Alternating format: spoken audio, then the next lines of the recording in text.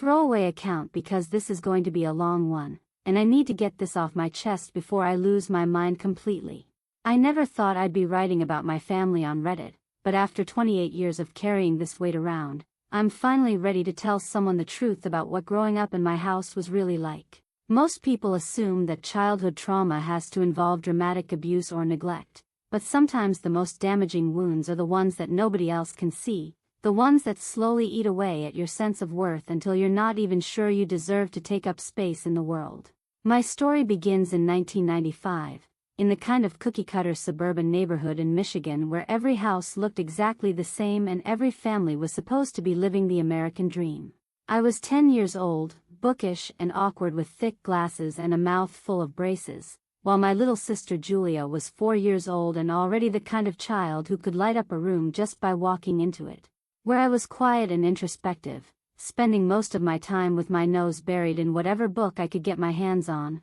Julia was pure sunshine and charisma, the kind of little girl who strangers would stop to compliment in grocery stores. Our mother, Susan, had always been the type of woman who needed to be needed, who thrived on being the center of attention and who seemed to unconsciously gravitate toward whoever could give her the most emotional validation at any given moment. She never sat me down and told me that Julia was her favorite, never explicitly said that one daughter mattered more than the other, but the evidence was written in every interaction, every photograph, every memory that would later haunt my teenage years and follow me into adulthood. Julia got the bedtime stories that stretched on for hours, complete with different voices for every character and elaborate explanations of the pictures, while I was expected to read myself to sleep because I was such a good independent reader. Julia's artwork covered the refrigerator in layers so thick you could barely see the white surface underneath, while my honor roll certificates were relegated to a small corner near the bottom where they were constantly covered by grocery lists and appointment reminders. When Julia threw tantrums in public, our mother would kneel down to her level and patiently explain why she was feeling upset, but when I had the audacity to express frustration or disappointment, I was told to stop being so dramatic and to think about how my attitude was affecting the family. My father, Mark, was physically present but emotionally checked out in the way that so many men of his generation had mastered, coming home from his job at the insurance company and immediately retreating behind a newspaper or into the garage where he could tinker with projects that never seemed to get finished. He wasn't cruel or abusive, just absent in all the ways that mattered, leaving me to navigate the complex emotional landscape of our family dynamics without any guidance or support from the one person who might have been able to balance out my mother's obvious favoritism. The day that changed everything happened on a Tuesday in April, when the spring air was finally warm enough to open the windows and the smell of blooming flowers was drifting through our house like a promise of better things to come. I had been preparing for the regional spelling bee for months, staying after school 3 days a week to practice with Mrs. Henderson,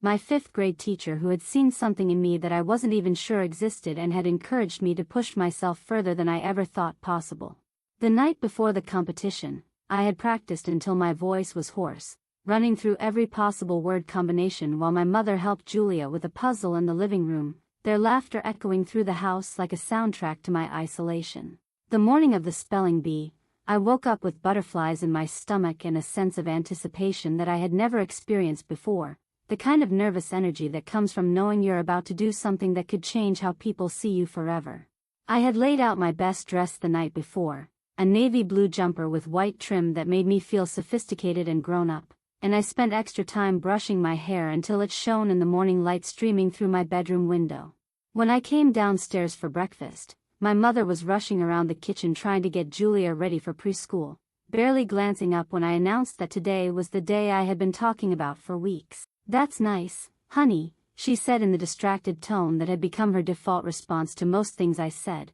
while she wiped peanut butter off Julia's face and searched through her purse for car keys that seemed to have disappeared into the black hole where important things always went in our house. "Make sure you have everything you need for school. And don't forget to walk straight to Mrs. Patterson's after the final bell because I might be running late picking you up." The spelling bee was held in the auditorium of Jefferson Elementary, with parents and siblings filling the metal folding chairs that had been arranged in neat rows facing the stage where 23 students from schools across the county stood nervously shuffling their feet and adjusting their clothes. I scanned the audience looking for my mother's familiar face, expecting to see her in the 3rd row where she had promised she would be sitting. but as the minutes ticked by and the competition began, I realized with a sinking feeling in my stomach that she wasn't coming. The other kids had cheering sections, grandparents with cameras and siblings holding homemade signs, but I stood alone on that stage with nothing but my own determination to keep me going. Round after round, I spelled words that seemed to flow out of me like water, each letter falling into place with a confidence that surprised even me, until finally it was just me and one other girl standing on the stage while the audience held its breath. "Perseverance," the judge announced, and I felt something click into place in my mind as I stepped up to the microphone, spelled each letter slowly and clearly, and heard the word "correct" echo through the auditorium like the most beautiful music I had ever heard. The trophy they handed me was small and plastic, nothing fancy or expensive, but it felt like the most precious thing I had ever held as I clutched it against my chest and smiled for the photographer from the local newspaper. I couldn't wait to get home and show my mother what I had accomplished, to see her face light up with pride and maybe, just maybe, to hear her say that she was proud of me for working so hard and achieving something that felt impossibly big in my 10-year-old world. But when Mrs. Patterson dropped me off at our house that afternoon, I walked through the front door to find chaos and panic,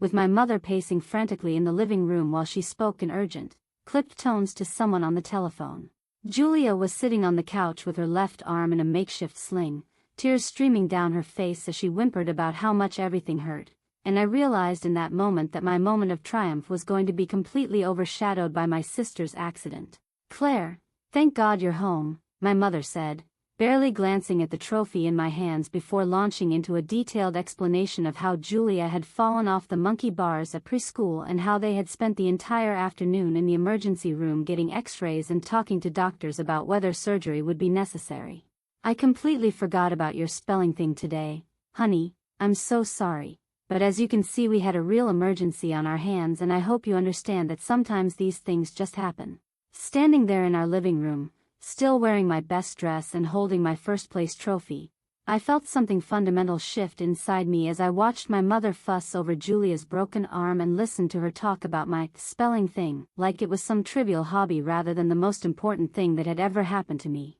I didn't cry or throw a tantrum or demand the attention that I felt I deserved, because even at 10 years old I understood that expressing disappointment would only make me seem selfish and ungrateful in comparison to my sister's obvious pain. Instead, I quietly went upstairs to my room, carefully placed my trophy on the dresser next to my collection of books, and pulled out the journal that had become my only confidant in a house where my thoughts and feelings seemed to matter less than everyone else's. "Today I won the regional spelling bee," I wrote in my careful 10-year-old handwriting, but nobody was there to see it, and nobody cares now that I'm home because Julia broke her arm and that's more important than anything I could ever do. I didn't understand then that this was the moment when I began to internalize the idea that love was something you had to earn through achievement and perfect behavior, while some people got to simply exist and be cherished for who they were rather than what they could accomplish. That night at dinner, while Julia got extra ice cream to help her feel better about her cast and my father asked her detailed questions about what the doctor had said and whether she was comfortable enough to sleep,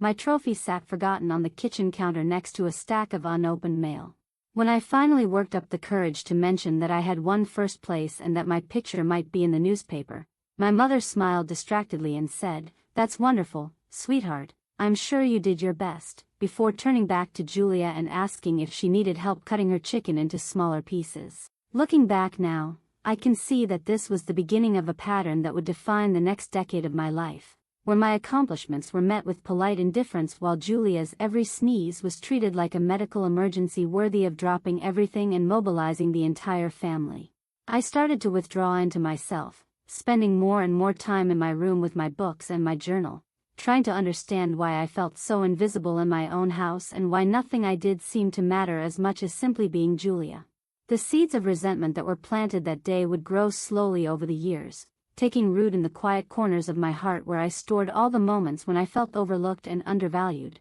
all the times when my mother's attention was focused elsewhere and my father was too busy or too tired to notice that one of his daughters was slowly disappearing into herself. I didn't understand then that emotional neglect could be just as damaging as any other kind of trauma, or that the wounds that leave no visible scars can sometimes take the longest to heal. But that's a story for another post. because this one is already longer than I intended and I can feel myself getting emotional just thinking about everything that came after that day. I guess what I'm trying to say is that sometimes the most devastating moments in childhood aren't the ones that look dramatic from the outside, but the quiet moments when you realize that your place in the family hierarchy has been decided without your input, and that no amount of spelling bee trophies or honor roll certificates will ever be enough to change it. Won my first spelling bee at age 10. But my 4-year-old sister broke her arm the same day and suddenly my achievement didn't matter anymore. This was the beginning of understanding that I would always come second in my family, no matter what I accomplished. Thanks for all the support on my last post. I didn't expect so many people to relate to what I shared, but your comments gave me the courage to continue this story. Fast forward 14 years, and I thought I had finally made it out of the suffocating dynamic that had defined my childhood. With a college degree in accounting and a decent entry-level job at a mid-sized firm in Detroit where I was slowly building the independent life I had dreamed about during all those years of feeling invisible. I was 24 years old, living in a tiny one-bedroom apartment that I could barely afford, but that felt like freedom. Finally able to make my own decisions without constantly measuring them against what would make my mother happy or what would avoid upsetting the delicate balance of our family's unspoken hierarchy. Julia, now 18 and fresh out of high school, had announced her plans to take a gap year traveling through Europe with money she had somehow convinced our parents to give her, despite the fact that I had worked 3 jobs throughout college to pay for my education while she coasted through high school with mediocre grades and a sense of entitlement that seemed to grow stronger with each passing year.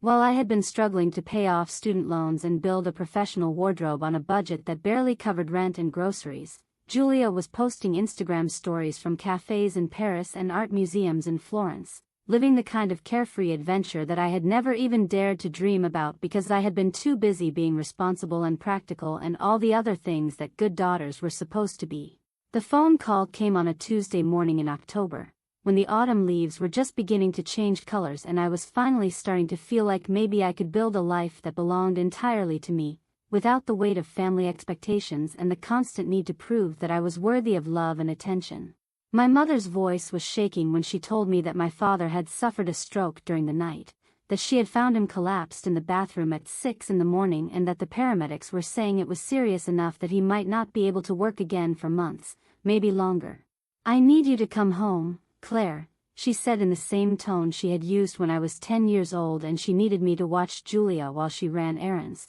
The tone that implied I didn't really have a choice in the matter even though she was phrasing it as a request. "I can't handle this alone, and you know Julia is halfway around the world and completely unreachable, and I just don't know what we're going to do about the bills and the house and everything else that your father usually takes care of." I found myself packing a suitcase and requesting extended leave from my job before I had even fully processed what I was agreeing to, driven by the same sense of duty and responsibility that had been drilled into me since childhood. The same understanding that when crisis struck our family, I would be the one expected to sacrifice whatever life I had built for myself to come running back home. The drive from Detroit to our suburban Michigan neighborhood felt like traveling backward through time, each familiar landmark reminding me of all the reasons I had been so desperate to leave in the first place, all the moments when I had felt like a supporting character in the story of my own family. The next 6 months became a blur of hospital visits and insurance paperwork, of learning how to help my father with physical therapy exercises and managing medications,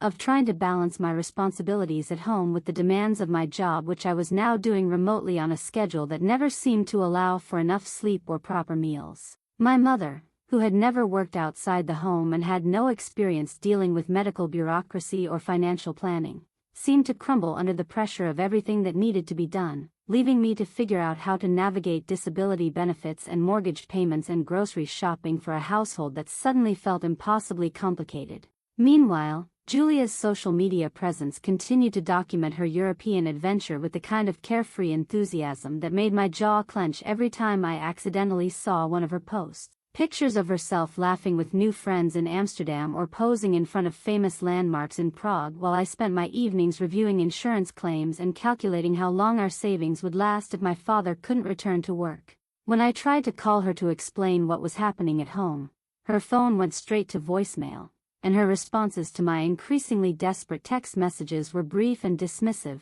filled with promises to call back soon that never materialized and reassurances that everything would work out fine without any real understanding of what everything actually entailed. What hurt the most was watching my mother's social media activity during this time, seeing her comment enthusiastically on every single one of Julia's travel photos with heart emojis and encouraging messages about how proud she was of her adventurous daughter, while never once acknowledging publicly or privately that her other daughter had put her entire life on hold to keep the family from falling apart. When friends and neighbors asked how she was managing during my father's recovery, she would mention in passing that I was helping out, but always in a way that made it sound like I was just visiting temporarily rather than the person who was single-handedly holding everything together. The confrontation I had been dreading finally happened on a cold March evening when Julia walked through our front door with a suitcase full of European souvenirs and a deep tan that made her look like she had been living in a completely different world from the rest of us. She had been back for exactly 3 days when she announced over dinner that she found the house depressing, and that she didn't understand why everyone seemed so serious all the time, as if my father's stroke and the months of financial stress and emotional exhaustion that followed were nothing more than a mild inconvenience that we should have gotten over by now. "I mean, Dad's getting better, right?" she said with the kind of casual indifference that only someone who had been absent for the worst of it could manage, picking at her food while she scrolled through her phone and showed us pictures of her latest adventure. "And it's not like anything terrible happened. He just needs to do some exercises and take some pills, and everything will go back to normal eventually, so I don't see why everyone's acting like it's the end of the world." Something inside me snapped at that moment, all the months of exhaustion and resentment and feeling completely alone in my responsibilities finally boiling over into the kind of anger that I had been suppressing for most of my life, the kind of rage that comes from being taken for granted by the people who are supposed to love you most. I found myself standing up from the dinner table and speaking in a voice that was louder and shakier than I intended, telling Julia exactly what her 6 months of absence had meant for the rest of us, how I had given up my apartment and my social life and any chance of building my own career to make sure our family survived her father's medical crisis. "You have no idea what it's been like here," I said, my hands trembling as I tried to articulate months of frustration and disappointment and the growing realization that nothing I did would ever be enough to earn the kind of unconditional love and support that Julia took for granted. "While you were having your Instagram-worthy adventure across Europe, I was here dealing with hospital bills and insurance companies and learning how to help Dad walk again, and Mom was falling apart, and everything was falling apart, and you were completely unreachable." But instead of the apology or acknowledgement that I was desperately hoping for, my mother immediately jumped to Julia's defense with the same protective instinct that had defined our family dynamic for as long as I could remember, telling me that I was being unfair and that Julia was still just a kid who deserved to have some fun before she had to deal with adult responsibilities. "She's only 18, Claire," my mother said in the tone she used when she thought I was being unreasonably demanding, "and you chose to come home and help. Nobody forced you to do anything you didn't want to do." The word "chose" hit me like a physical blow, because it revealed so clearly how my mother saw my sacrifice, not as an act of love or family loyalty but as a personal decision that I had made for my own reasons, something that I had wanted to do rather than something that I had felt obligated to do because nobody else was going to step up and take responsibility. In that moment, I realized that all the months of putting my life on hold and all the years of being the responsible daughter who could always be counted on to do the right thing had never been seen as sacrifices at all, but simply as evidence of my own preferences and personality, my own supposedly natural inclination towards seriousness and duty. That night, as I lay in my childhood bedroom listening to the sounds of my parents watching television downstairs and Julia talking on the phone with friends who were excited to hear about her travels, I felt something fundamental shift in my relationship with my family, a kind of emotional detachment that felt both liberating and terrifying at the same time. I had spent so many years trying to earn my place in this family, trying to prove that I was worthy of the same love and attention that Julia received simply by existing, but I was finally beginning to understand that the game was rigged from the start and that no amount of sacrifice or achievement would ever change the basic dynamics that had been established when we were children. The final blow came 2 weeks later, when I was walking past my parents' bedroom and overheard my mother talking on the phone with her sister, discussing Julia's plans for college and her own hopes for her daughter's futures in a tone that was more honest and unguarded than anything she had ever said directly to me. "Julia is just the light of my life," I heard her say, her voice filled with the kind of warmth and pride that I had spent my entire life hoping to inspire. "She's so vibrant and full of energy, and I know she's going to do amazing things with her life. She just has this spark that makes everyone around her feel happier."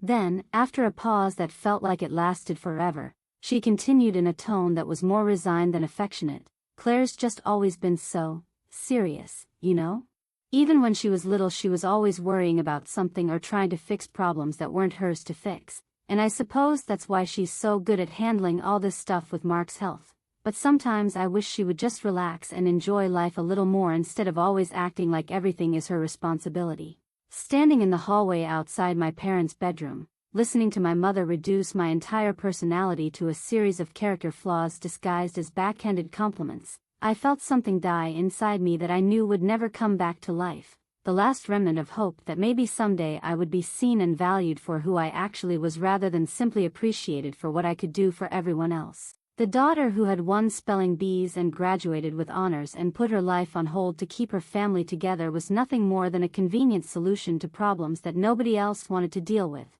while the daughter who had spent 6 months partying in Europe was the light of our mother's life. I didn't confront my mother about what I had heard, didn't demand an explanation or an apology or even an acknowledgement that her words had been hurtful, because by that point I was beginning to understand that some relationships are fundamentally unequal and that no amount of communication or emotional labor can change the basic fact that some people are chosen to be loved unconditionally while others are chosen to be useful. Instead, I started making plans to move back to Detroit and rebuild the life that I had put on hold, but this time with a clearer understanding of where I stood in my family's hierarchy and what I could realistically expect from the people who were supposed to love me most. The bitterness that had been growing inside me for months finally crystallized into something that felt more like acceptance, the kind of cold clarity that comes from finally understanding the rules of a game that you've been losing your entire life without even realizing you were playing it. I would continue to be the responsible daughter when it was absolutely necessary,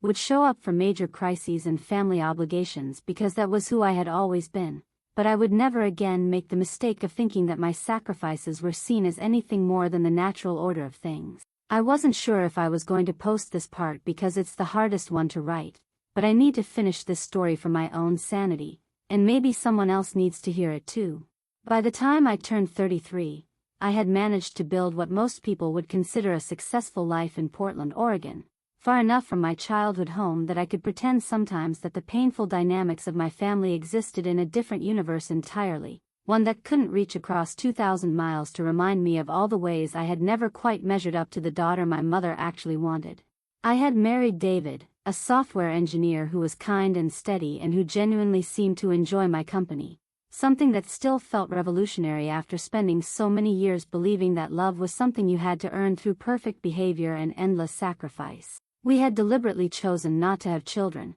a decision that had scandalized my mother during one of our increasingly rare phone conversations, though she had been careful to phrase her disappointment in terms of concern for my future happiness rather than any explicit criticism of my choices. Julia, on the other hand, had embraced motherhood with the same unconscious confidence that she brought to everything else in her life, producing 2 beautiful children in quick succession and transforming seamlessly into the kind of Instagram-perfect mother who made organic baby food and documented every milestone with professional quality photographs that accumulated hundreds of likes from friends and family members who couldn't get enough of her adorable family updates. The physical distance between my new life and my old one had created a kind of emotional buffer that allowed me to maintain polite relationships with my family members without having to confront too directly the fundamental inequalities that had shaped our interactions for decades, though I could still feel the familiar patterns asserting themselves whenever we did speak on the phone or exchange messages during holidays and birthdays. My mother would ask perfunctory questions about my job and my marriage, but her voice would light up with genuine enthusiasm when the conversation turned to Julia's children and their latest accomplishments, their first words and first steps, and all the ordinary miracles that somehow seemed more miraculous when they involved her favorite daughter's offspring. The call that changed everything came on a Thursday evening in February, when the Portland rain was drumming against my apartment windows and I was settling in for a quiet evening of reading and wine, completely unprepared for the news that my mother had been diagnosed with stage 4 pancreatic cancer and that the doctors were saying she had maybe 6 months to live if she was lucky. Julia's voice on the other end of the phone was shaky but determined as she explained that she had already rearranged her entire life to become our mother's primary caregiver, moving her family temporarily into our childhood home so that she could manage medical appointments and treatments while still taking care of her own children. When I immediately offered to take emergency leave from my job and fly out to help with whatever needed to be done, expecting that this crisis would finally require all hands on deck in the way that my father's stroke had nearly a decade earlier, Julia's response was polite but distant, telling me that she had everything under control and that it might actually be more stressful for our mother to have too many people disrupting her routine during such a difficult time. "You know how she is about having her space," Julia said in a tone that suggested this was a well-established fact rather than a convenient excuse, and honestly, I think she'd prefer to keep things as normal as possible for as long as she can. But when I called my mother directly to express my condolences and my desire to be part of her support system during this terrifying time, her voice carried a chill that I had never heard before, a kind of formal politeness that made it clear that my presence was not particularly wanted or needed in her final months of life. "That's very sweet of you to offer, Claire," she said in the same tone she might use with a distant acquaintance who had made a generous but inappropriate gesture. "But Julia has everything well in hand,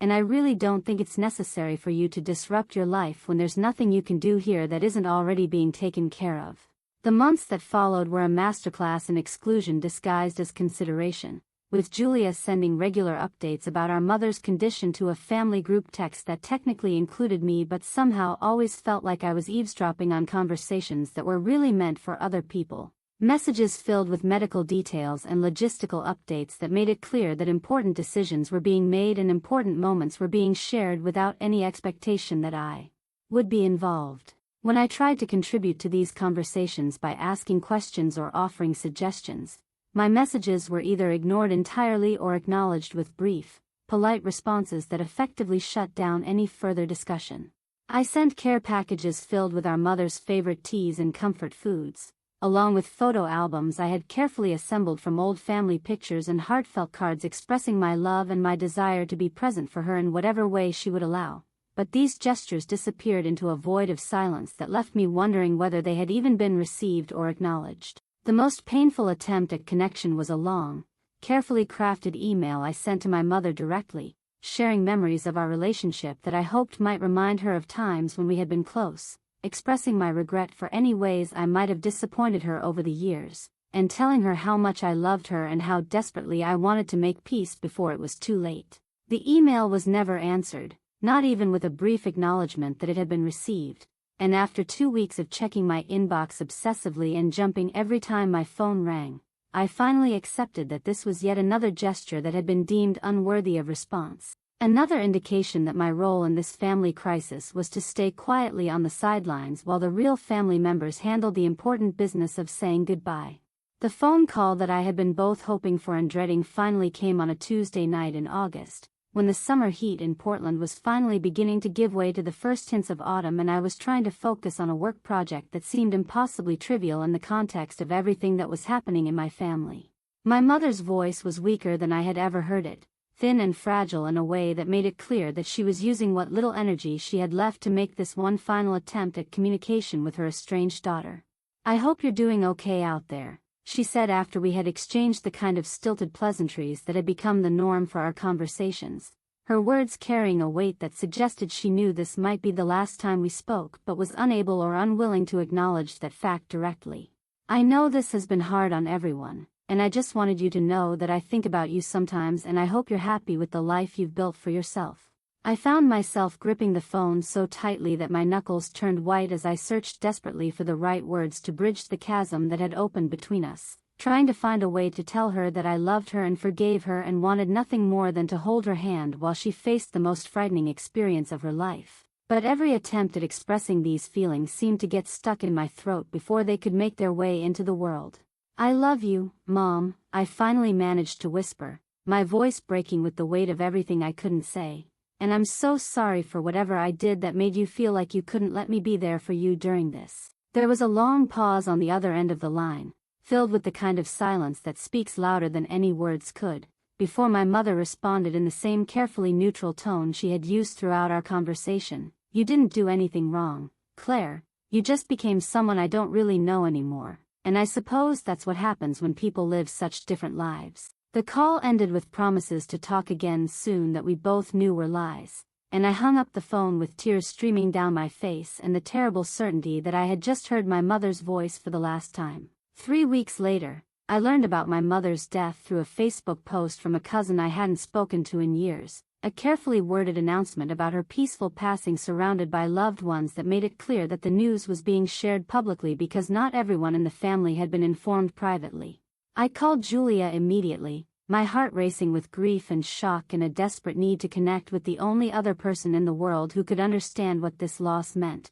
but her phone went straight to voicemail and my increasingly frantic messages were never returned. The obituary, when I finally found it online after hours of searching through local newspaper websites, was a beautifully written tribute to my mother's life that mentioned her devoted daughter Julia and her beloved grandchildren, her husband Mark and her extended family and friends, but somehow managed to omit any reference to the daughter who had spent 33 years trying to earn a place in the story of her own family. Seeing my name absent from the list of survivors felt like being erased from existence, like all the years of trying to be the good daughter and all the sacrifices I had made and all the love I had tried to express had simply been deemed irrelevant to the official record of who my mother had been and who had mattered in her life. I drove 10 hours through the night to get to the funeral home where the memorial service was supposed to be held, running on nothing but adrenaline and coffee and the desperate hope that I could still find a way to say goodbye to my mother properly. But when I arrived at the address I had found online, I discovered that the service had been held the day before and that I had missed my final opportunity to be present for one of the most important moments in my family's history.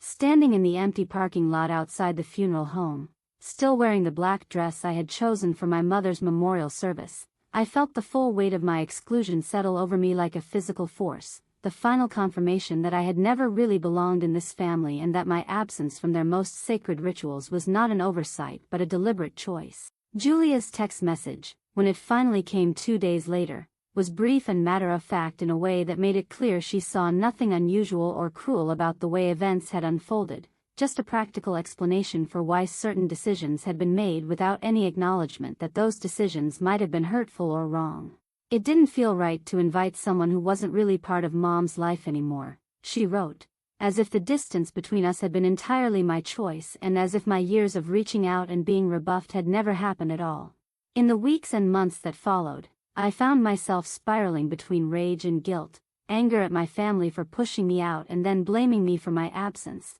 and terrible self-doubt about whether I had somehow failed to fight hard enough for my place in their lives, whether there had been some magic combination of words or actions that could have broken through the barriers that had been erected around my mother's final months. I pulled out the journals I had kept throughout my childhood and adolescence, rereading page after page of my younger self's attempts to understand why nothing I did ever seemed to be enough, why my achievements were met with polite indifference while Julia's ordinary moments were celebrated as extraordinary gifts. The complexity of the situation was what made it so impossible to process cleanly, because there was no clear villain in this story. No moment of dramatic abuse or obvious cruelty that I could point to as the source of all our family's dysfunction, just decades of small slights and subtle preferences and emotional blind spots that had gradually calcified into a system where one daughter was chosen and the other was simply tolerated. Julia genuinely believed that I had abandoned the family when I moved across the country and built a life that didn't revolve around their needs and expectations, while I believed just as genuinely that they had spent decades pushing me away and then punished me for finally accepting that I would never be welcome in the inner circle of their affection. But regardless of who was right or wrong about the origins of our estrangement, the fact remained that my mother had died believing that I was a stranger to her, and that I would have to live with the knowledge that our last conversation had been stilted and distant and full of all the things we had never been able to say to each other, and that I had been deemed unworthy of participating in the rituals that mark the end of a life and the beginning of grief for those who are left behind. I wasn't going to write anymore, but some things happened that I think complete this story in a way I didn't expect, and maybe it will help someone else who's dealing with similar family dynamics to know that healing can look different than you think it will. 6 months after my mother's memorial service that I wasn't invited to attend, I was sitting in Dr. Martinez's office for what felt like the 100th time, still struggling to articulate the complicated grief that seemed to have no clear beginning or end, No obvious path through the maze of emotions that ranged from devastating sadness to white-hot rage and back again within the span of a single conversation. Therapy had been David's idea initially, his gentle suggestion that maybe I needed professional help to process what had happened with my family, but I had resisted for months because I couldn't shake the feeling that talking about my problems with a stranger was just another form of self-indulgence, another way of taking up space that could be better used for more important things. But as the weeks turned into months and I found myself unable to focus on work or maintain normal conversations with friends or even enjoy the things that had once brought me pleasure, it became clear that I was drowning in a kind of grief that was more complicated than simple bereavement, a tangled knot of loss and rejection and lifelong patterns of self-doubt that I had no idea how to untangle on my own. Dr. Martinez was patient and kind as I slowly began to share the story I had never told anyone in its entirety, the decades of feeling like I was auditioning for love in my own family and never quite landing the part.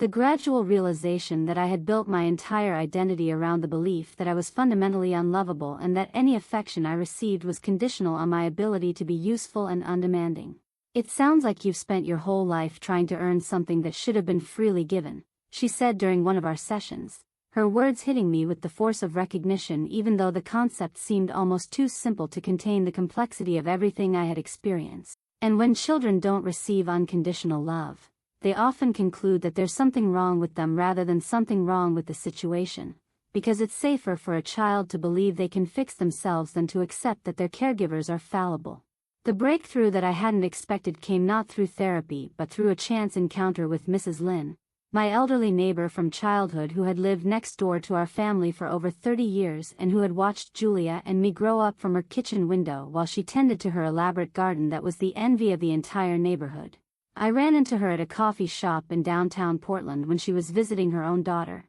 and after we had exchanged the usual pleasantries about how much time had passed and how different we both looked, she asked with genuine concern about how I was handling my mother's death and whether I had been able to find peace with everything that had happened. Something about her gentle, grandmotherly presence made me feel safe enough to tell her the truth about my exclusion from my mother's final months and the memorial service, about the years of feeling like an outsider in my own family and the terrible guilt I carried about whether I had somehow failed to fight hard enough for my place in their lives. Mrs. Lynn listened with the kind of focused attention that I had rarely experienced in my conversations with my own family members, nodding occasionally and making soft sounds of understanding that encouraged me to keep talking even when the words became difficult to say. "Oh, honey," she said when I had finished my story, reaching across the small cafe table to pat my hand with fingers that were gnarled with arthritis but still capable of offering comfort. "Your mother loved you so much, but she was carrying her own wounds that had nothing to do with you and everything to do with her own upbringing and the ways she had been hurt as a child."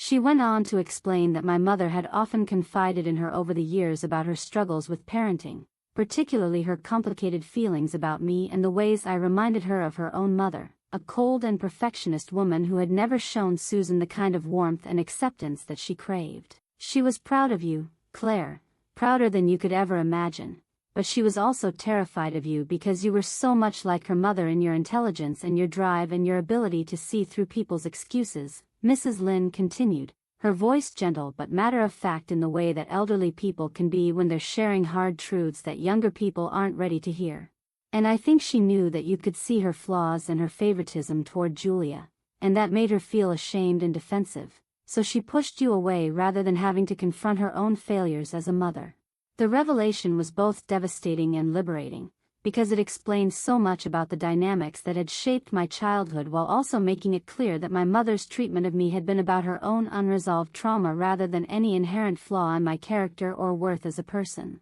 But the most surprising discovery came a few weeks later, when my cousin Sarah called to tell me that she had been going through some of my mother's belongings that Julia had asked her to dispose of, and that she had found a box of letters and documents that she thought I might want to see before they were thrown away. Among the papers was an envelope with my name written on it in my mother's careful handwriting, containing a letter that had apparently been written during her final weeks but never sent, possibly because she had been too weak or too conflicted to follow through with whatever impulse had motivated her to write it in the first place. The letter was only 2 pages long, but it contained more honesty about our relationship than I had received in the previous 33 years of my life, an acknowledgement of her failures as a mother and an apology for the ways she had allowed her own emotional wounds to damage her relationship with her eldest daughter. "I know I was never the mother you needed," she had written in handwriting that was shakier than I remembered but still recognizably hers. "And I know that I hurt you in ways that I can't take back. But I want you to know that every achievement of yours, every success and every moment of strength,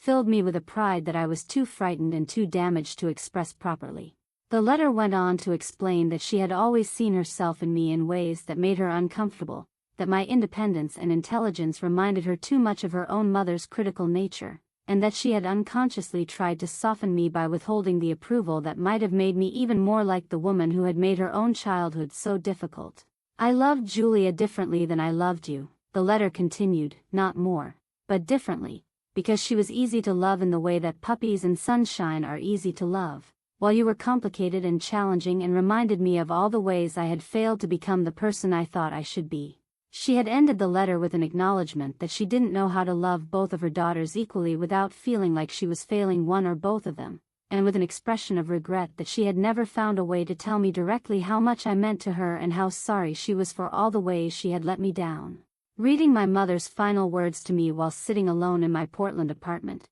surrounded by the life I had built far away from the family that had never quite known what to do with me, I felt something shift inside me that was more complex than simple forgiveness but also more healing than the bitter acceptance I had been carrying for months. The letter didn't excuse the years of emotional neglect or the cruelty of my exclusion from her final days, but it did provide a context that made those experiences feel less personal and more like the inevitable result of generational trauma that had been passed down through our family like an inheritance that nobody wanted but everyone received anyway. The phone call from Julia came 2 weeks later, at 11:30 on a Saturday night when I was getting ready for bed and definitely not expecting to hear from the sister who had made it clear that I was no longer considered part of the family that we had both been born into. Her voice was thick with alcohol and tears when I answered, barely recognizable as the confident, composed woman who had been posting perfect family photos on social media just hours earlier, and her first words were a slurred apology that seemed to come from a place of desperation rather than genuine remorse.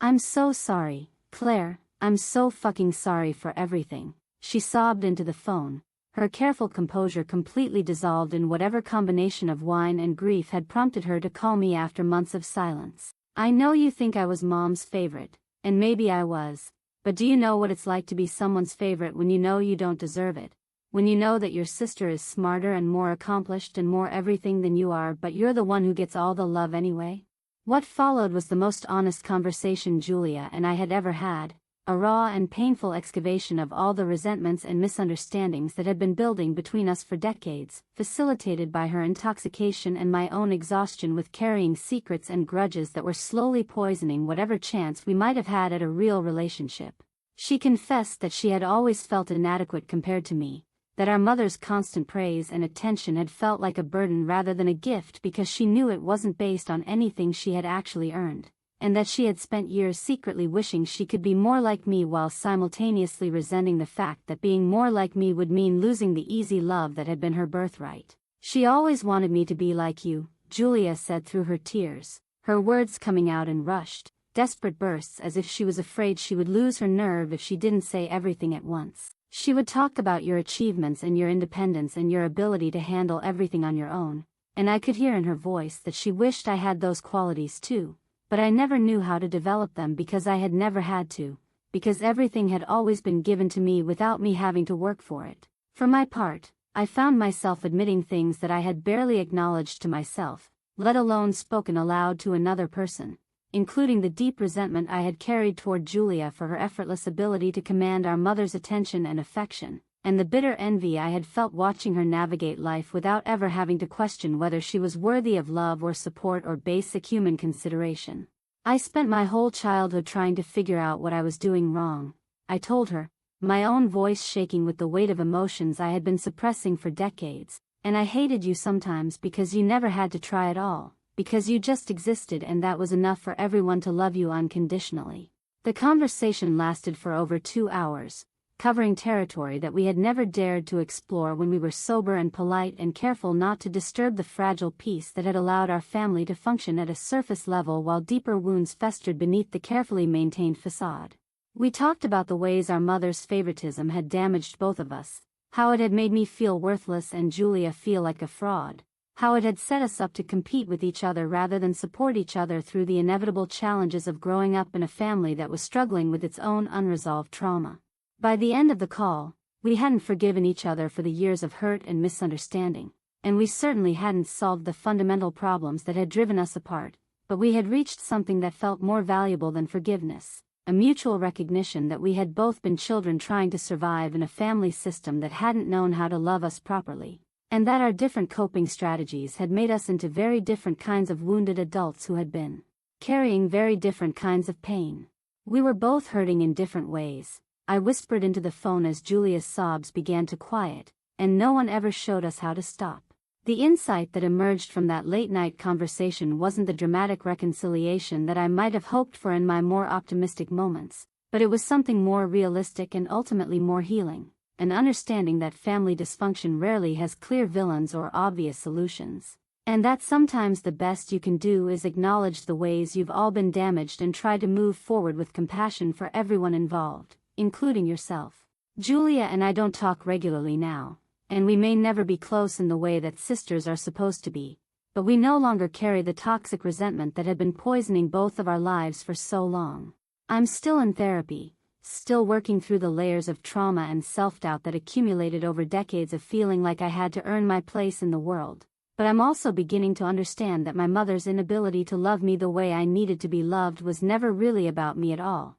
and that the qualities that made me difficult for her to handle, my intelligence, my independence, my refusal to pretend that everything was fine when it clearly wasn't, are actually strengths that have served me well in building a life that feels authentic and meaningful, even if it looks very different from what my family expected. Sometimes healing doesn't look like happy endings or perfect reconciliations. Sometimes it looks like finally understanding that you were never the problem, that you were just a child who deserved better than what you received, and that the love you've been searching for from other people was inside you all along, waiting for you to become brave enough to give it to yourself.